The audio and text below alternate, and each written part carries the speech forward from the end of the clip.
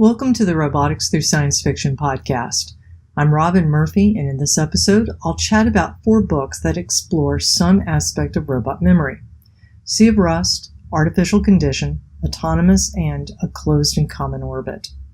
If you're intrigued by memory and how it really works, these might be good choices. But regardless, all 4 are wonderful reads, each with a different flavor. And if you're not a subscriber to our YouTube channel, please sign up. The vagaries of robot memory have been quite the popular plot device for the past year or so in some of the best science fiction.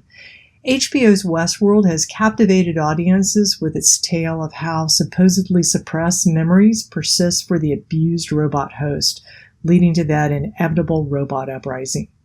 Blade Runner 2049 wrenchingly explored the impact of false memories. And of course, since time immemorial, robots in fiction have had a photographic memory that hopefully allows important plot details to surface. But what about real robots? Are they remembering everything and holding those memories against us? Can robot memory be manipulated in the way that Bernard's memories were scrambled in the 2nd season of Westworld? And what's the most enjoyable science fiction that deals with robot memory? Well, memory in science fiction is different than in real life. In real life, there are multiple forms of memory: declarative memory, procedural memory, long-term and short-term memory, and so on. It's a long list, and there's no generally accepted model of what is memory and how it works. But there is scientific agreement that there are multiple forms of memory in humans, even if we don't know exactly how they're generated or work together. So let's answer that last question first and look at some great science fiction for examples of robots encountering different types of memory. C. Robert Cargill's Mad Max Meets Detroit book, Sea of Rust, was one of my favorites this year. The robots won the uprising, and it didn't turn out like they expected. What a great premise. It was also memorable, pun intended, for using the unreliable narrator plot device. This seems fair enough because Brittle's computer hardware is damaged.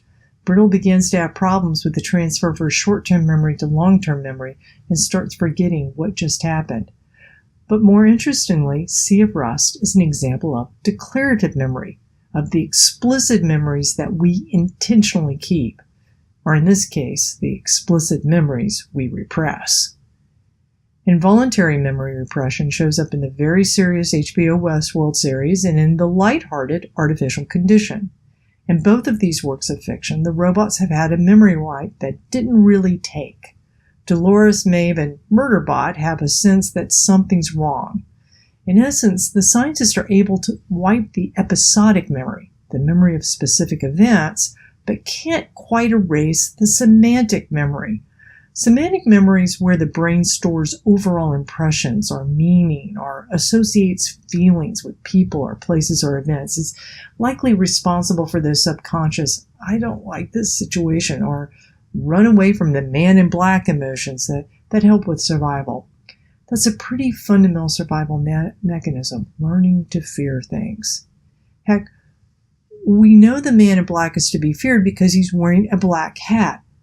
But can you name the first Western that you saw with the bad guys wearing a black hat?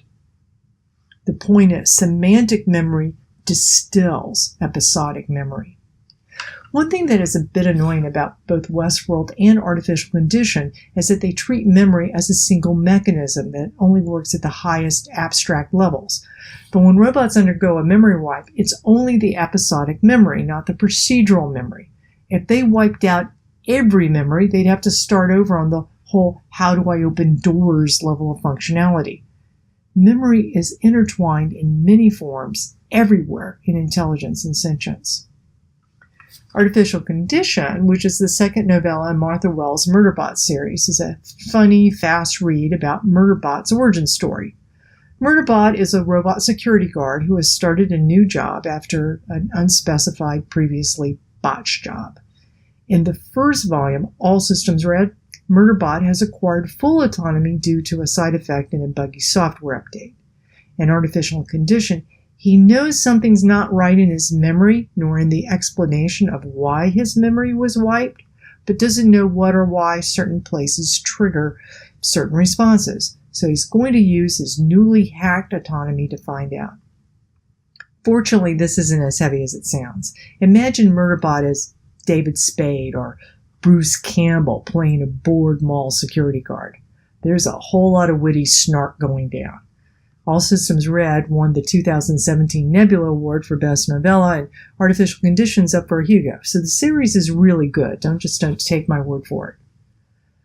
Two other great books address uniquely robot problems. Autonomous by Annalee Newitz is a serious hard science book that definitely combines a whole lot of big ideas. Big Pharma, intellectual property patents, internationalization of the industrial military pharma complex, socioeconomic inequality, climate change, robots earning autonomy through indentured servitude, the distortion of independent research by industry funding, and robot sex. It was nominated for the Nebula Award for Best Novel, though it didn't get it. In it, for Paladin, the robot protagonist, autonomy means being able to keep her episodic memories of her relationship with her human partner private. Autonomous is a thoughtful and thought-provoking read. The robot Loveless and Becky Chambers of Closed and Common Orbit, the second in the award-winning Wayfarer series, faces an existential crisis. As a robot, versus when she was a distributed ship AI, she doesn't have enough long-term memory space to remember everything, but she wants to, because even the simplest parts of her life are worth something to her. This assumes that robots and AI remember everything, which is not true. Robot manufacturers rarely automatically record internal log files for debugging purposes, and government agencies don't require black boxes on these things. The ones that do record log files are vulnerable to trouble. DJI, the Chinese UAV manufacturer, is now excluded from purchases by the U.S. Army because the log files could reveal how and where their UAVs are being used. Unlike those Fitbit special ops were, And iRobot's Roomba records the layout of owners' houses, which is a little creepy. But if all robots did record and remember everything, the sentient robot might be zen enough to value the little things in life. But assuming they did store them all, how would you access them? Westworld Season 2 centered around a plot device where robot memories can be temporarily rearranged. Jeffrey Wright does a great job of emoting the confusion of becoming ungrounded in time. Blade Runner captured the whole unsettling Philip K. Dick recurring theme of what if our memories were false, while Blade Runner 2049 doubled down on that depressing motif, creating an even crueler world for the replicants whose most secret, cherished, truest memories aren't really theirs. Between failing hardware memory, bad memory wipes, lack of privacy, lack of storage space, and false memories, being a robot seems like a tough job. Why would a robot want to remember anything, much less everything? So back to those questions posed at the beginning. Real robots don't remember everything unless they are explicitly programmed to do so, which they usually aren't, and then who would ever want to look at it?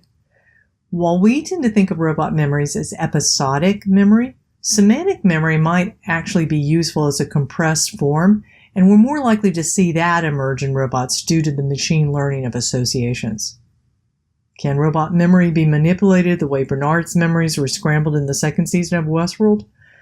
Maybe, but the robot would have to have episodes worth scrambling first.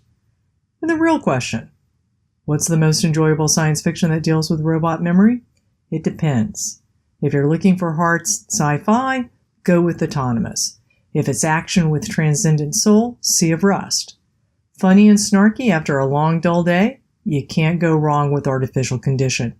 And for a nice robot doing nice things, A Closed and Common Orbit is the clear choice.